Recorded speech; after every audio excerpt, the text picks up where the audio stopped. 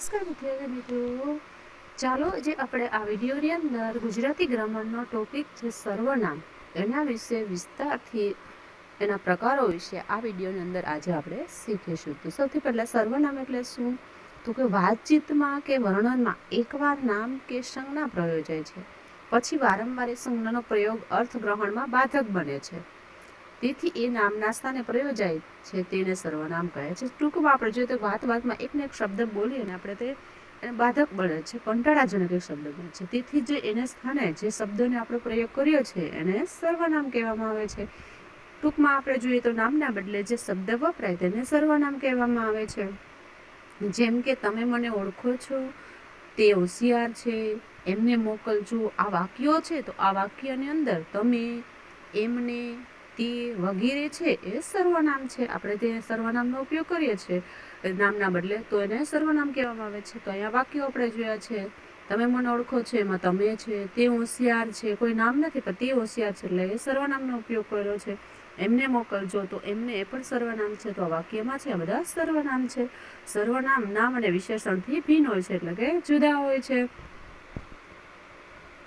સર્વનામના પ્રકાર. સર્વનામના 7 પ્રકારો છે. અહીંયા આપણે પહેલો છે પુરુષવાચક સર્વનામ, બીજું છે સાપેક્ષવાચક સર્વનામ, ત્રીજું છે પ્રશ્નવાચક સર્વનામ, ચોથું દર્શકવાચક અથવા નિશ્ચિતવાચક સર્વનામ, એના પછીનો 5મો પ્રકાર છે અનિશ્ચિતવાચક સર્વનામ, છઠ્ઠું છે સ્વવાચક અથવા નિજવાચક સર્વનામ અને 7મો પ્રકાર છે અન્યોન્યવાચક સર્વનામ. પહેલો પ્રકાર છે પુરુષવાચક સર્વનામ. તો કે જે સર્વનામ છે પુરુષનો બોધ કરાવે તેને પુરુષવાચક સર્વનામ કહેવામાં આવે છે. ગુજરાતી વ્યાકરણમાં 3 પુરુષો છે, પ્રથમ પુરુષ, બીજો પુરુષ અને ત્રીજો પુરુષ. સોરી, અહીંયા ખાલી ત્રીજો છે એ લખવાનું ભૂલ થઈ ગઈ છે. તો ત્રીજો પુરુષ છે, 3 પુરુષ છે એ ગુજરાતી વ્યાકરણની અંદર છે.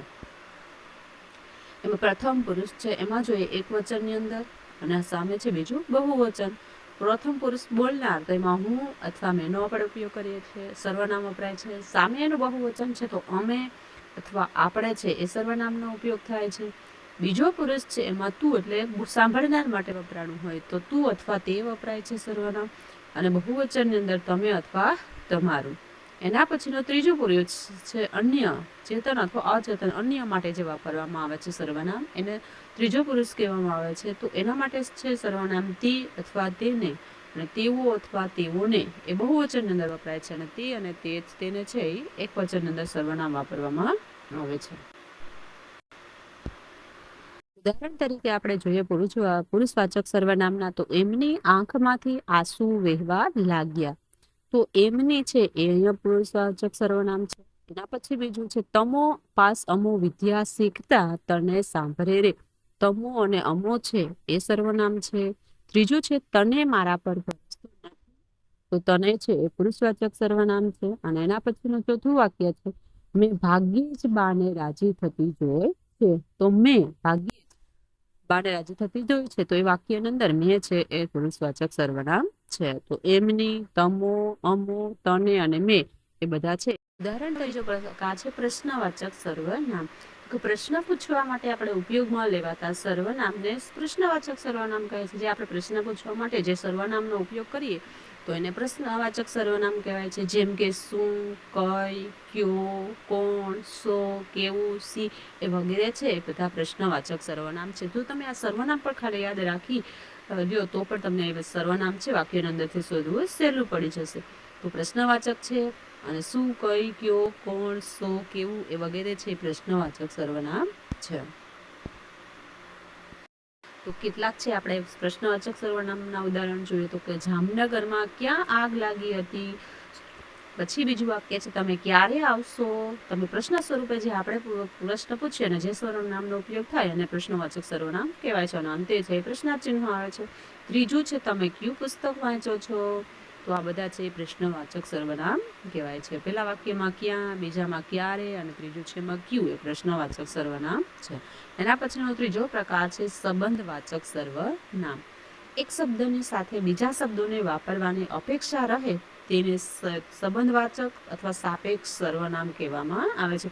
એક શબ્દ છે અને બીજી સાથે જો સંબંધ ધરાવતો હોય એ શબ્દ તો એને સંબંધવાચક સર્વનામ કહેવામાં આવે છે.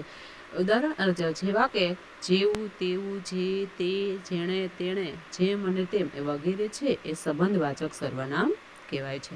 તો એના આપણે સંબંધવાચક સર્વનામના ઉદાહરણ જોઈએ તો કે જેવું કરો તેવું પામો. તો આ વાક્યની અંદર તમે જેવું અને તેવું, તો એ શબ્દ જો તમને સર્વનામ યાદ હોય તો સહેલાથી તમે સર્વનામ શોધી શકો વાક્યની અંદરથી. તો જેવું કરો તેવું પામો, તો જેવું તેવું સંબંધવાચક સર્વનામ છે. જેવી સંગત તેવી રંગત, તો જેવી તેવી છે. જેવો જો વાંચશો તો સફળ થશો, તો જુઓ અને તો આ બધા સર્વનામ છે એ સંબંધવાચક સર્વનામ કહેવાય. જેવું તેવું, જેવી તેવી, જેવો અને તો એ સંબંધવાચક અથવા સાપેક્ષ સર્વનામ છે. ચોથો પ્રકાર છે દર્શકવાચક સર્વનામ.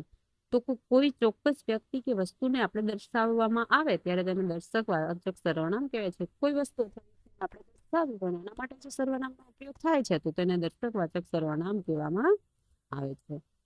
તો નજીકની વસ્તુ હોય તો એ નજીકની વસ્તુ અથવા વ્યક્તિ દર્શાવે તો એના માટે આ સર્વનામનો ઉપયોગ થાય છે. અને તે પેલું છે, જો દૂરની વસ્તુ દર્શાવતી હોય તો એના માટે સર્વનામ છે એનો ઉપયોગ થાય છે. ઉદાહરણ તરીકે આપણે તો પેલું કેવું સુંદર છે, પેલું કેવું સુંદર છે, તો પેલું એટલે આપણે એને દર્શાવ્યા છે તો તે દર્શક સર્વનામ કહેવાય છે.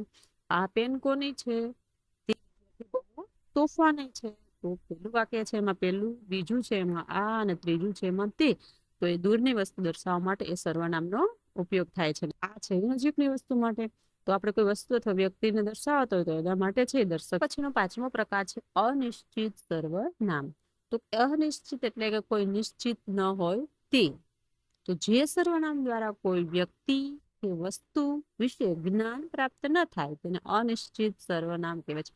કોઈ વ્યક્તિ હોય અથવા વસ્તુ હોય એના વિશે આપણે કઈ જાણવું હોય ને જે જ્ઞાન છે એ પ્રાપ્ત આપણે ન થાય તો દર્શાવવું હોય તો એના માટે અનિશ્ચિત સર્વનામનો ઉપયોગ થાય છે અને તેને અનિશ્ચિત સર્વનામ કહેવાય છે. એટલે કે ટૂંકમાં આપણે જોઈએ તો જે નિશ્ચિત ન હોય તો તેને અનિશ્ચિત કહેવાય છે. એના જેમ કે કોઈ, કંઈ, દરેક, કોઈ, કોઈની, કશું, કેટલાક વગેરે છે અનિશ્ચિત સર્વનામ છે. તો ઉદાહરણ તરીકે આપણે જોઈએ તો કોઈક યાદ કરી રહ્યું છે, યાદ કરી રહ્યો છે પણ કોઈક, તો એ નિશ્ચિત નથી એટલે એને અનિશ્ચિત સર્વનામ કહેવાય છે. ઈશ્વર સૌનું કલ્યાણ કરે છે. ઈશ્વર કોઈ એકનું નહીં પણ સૌનું કલ્યાણ કરે છે. એટલે એમાં કોઈ ખાસ આપેલું નથી વ્યક્તિ કે એનું વસ્તુનું વર્ણન, તો સૌનું, તો એને પણ અનિશ્ચિત સર્વનામ કહેવાય છે. અને દરેકને માટે બાગ ખુલ્લો છે. દરેકને માટે એટલે કોઈ પણ વ્યક્તિ છે બાગની અંદર આવી શકે છે. તો ત્યાં પણ કોઈ ચોક્કસ આપેલું નથી સર્વનામ, તો તેને અનિશ્ચિત સર્વનામ કહેવામાં આવે છે. એના પછીનો પ્રકાર છે છઠ્ઠો સ્વ અથવા નિજવાચક સર્વનામ. તો સ્વયંનો એટલે પોતાનો જ બોધ કરાવે જે સર્વનામ તેને સ્વ કે નિજવાચક સર્વનામ કહેવામાં આવે છે. ક્યારેક જો આપણે કન્ફ્યુઝ કરતા હોય વાક્ય તો એ નિજવાચક છે એ પણ ઓપ્શનની અંદર આપણે પરીક્ષાની અંદર પૂછી શકે છે. તો એ ખાસ યાદ રાખજો, સ્વ અથવા નિજવાચક સર્વનામ એટલે બંને એક જ. તો સ્વયંનો બોધ કરાવે તેને સ્વ કે નિજવાચક સર્વનામ કહેવાય છે.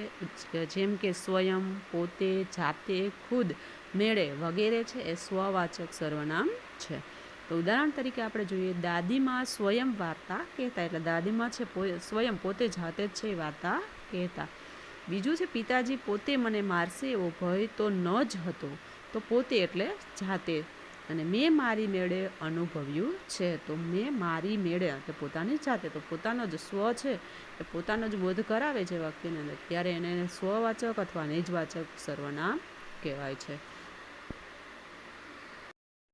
એના પછીનો સાતમો પ્રકાર છે અન્યોન્યવાચક સર્વનામ. તો એકબીજા એવા અર્થમાં વપરાયેલા સર્વનામને અન્યોન્યવાચક સર્વનામ કહેવાય છે. એકબીજા સાથે પરસ્પરમાં જે વપરાય સર્વનામ તો એને અન્યોન્યવાચક સર્વનામ કહેવાય છે. એના ઉદાહરણ પરસ્પર છે, એકબીજાને, એ છે અન્યોન્યવાચક સર્વનામ કહેવાય છે. તો ઉદાહરણ તરીકે આપણે જોઈએ પરસ્પર પ્રેમથી રહેવું જોઈએ. પરસ્પર એટલે એકબીજા. એના પછીનું બીજું ઉદાહરણ છે એકબીજા પ્રત્યે આદરભાવ રાખવો. એકબીજા એટલે દરેક એકબીજા પરસ્પર આપણે આદરભાવ રાખવો જોઈએ. ત્રીજું છે આપણે એકબીજાને મદદરૂપ થવું જોઈએ. એકબીજાને એટલે પરસ્પર એકબીજાના અર્થમાં જે સર્વનામનો ઉપયોગ થાય તેને અન્યોન્યવાચક સર્વનામ કહેવાય છે. તો અહીં વિદ્યાર્થી મિત્રો આપણે સર્વનામ અને સર્વનામના પ્રકારો વિશે વિસ્તારથી માહિતી મેળવી. જો પસંદ આવે તો લાઈક કરો, સબસ્ક્રાઇબ કરો અને બધા વિદ્યાર્થી મિત્રો સુધી શેર કરો. Thank you.